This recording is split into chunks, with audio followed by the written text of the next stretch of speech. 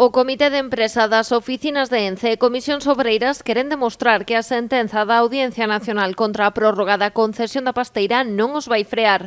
Hoxe anunciaron novas movilizacións. Vamos a continuar con dichas movilizaciones y que tengan, y el único objetivo que tenemos en esa movilización es la permanencia de Ence en Lourizán.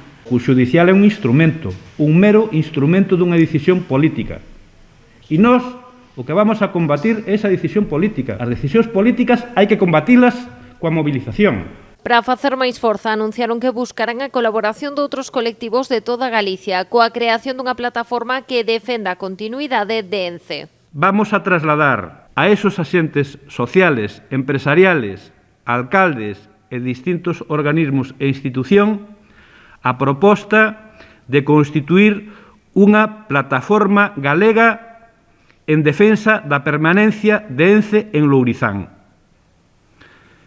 Consideramos que hai que dar unha resposta máis ampla, unha resposta transversal, porque isto non é un conflito laboral típico. Amosáronse esperanzados coas opcións que poden ter os recursos que se presentarán ante o Tribunal Supremo. Matizan que, mentres non haxa sentenza firme, non se pode dicir que Ence ten que marchar de Lourizán. Ten unha sentencia dictada desde a Moncloa que reproduce exactamente os argumentos do Goberno. Non é demoledora.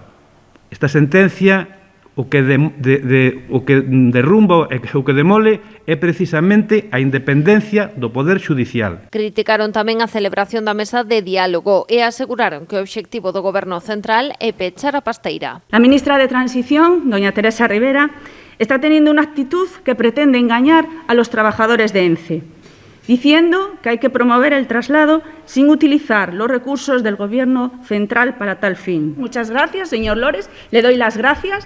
Y a la señora ministra también le doy las gracias, porque bajo su responsabilidad y su gobierno y su mandato va a mandar a 5.000 familias a la calle. Comisións Obreiras, pola súa banda, incluiu unas críticas á Xunta de Galicia. Pedrosa asegurou que nin o Goberno autonómico nin o central presentaron en Bruxelas ningún proxecto para buscar a continuidade de Ence.